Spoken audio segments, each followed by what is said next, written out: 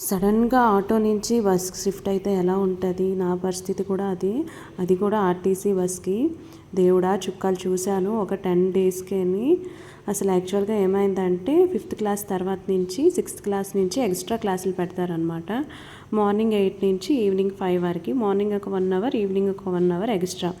అయితే మా దాంట్లో అందరూ బిలో 5th క్లాస్ వాళ్ళే ఉన్నారు, కానీ 6th క్లాస్ తర్వాత నేను ఒక్కదాన్నే అనమాట. నా ఒక్కదాని కోసం ఆటో 8 o'clock రాలేరు కదా.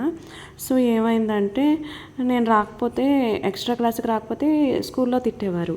ఏం చేయాలో అర్థమయ్యేది కాదు. నాకు ఆర్టీసీ బస్గా వెళ్ళడం రాదు, అది కూడా 5th క్లాస్ అంటే ఎంత చిన్నవాళ్ళం చెప్పండి, ఎలా వెళ్తాము. సో ట్రై చేశాను అనమాట వెళ్ళడానికి. ఫస్ట్ డే వెళ్ళాను. మళ్ళీ మా పాల్గొండకి మా ఊరికి 2 స్టాప్సే ఉంటాయి మధ్యలోని. ఇంకా మాది లూప్ లైన్, ఇంకా లోపలికి నడుచుకొని వెళ్ళాలి 1.5 కిలోమీటర్ ఇలాగా.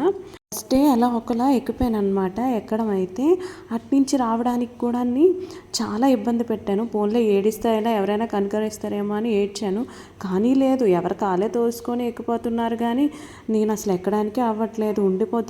ఉండిపోతే ఇంకా అదే లాస్ట్ బస్సు, వెళ్ళడానికి అవ్వదు.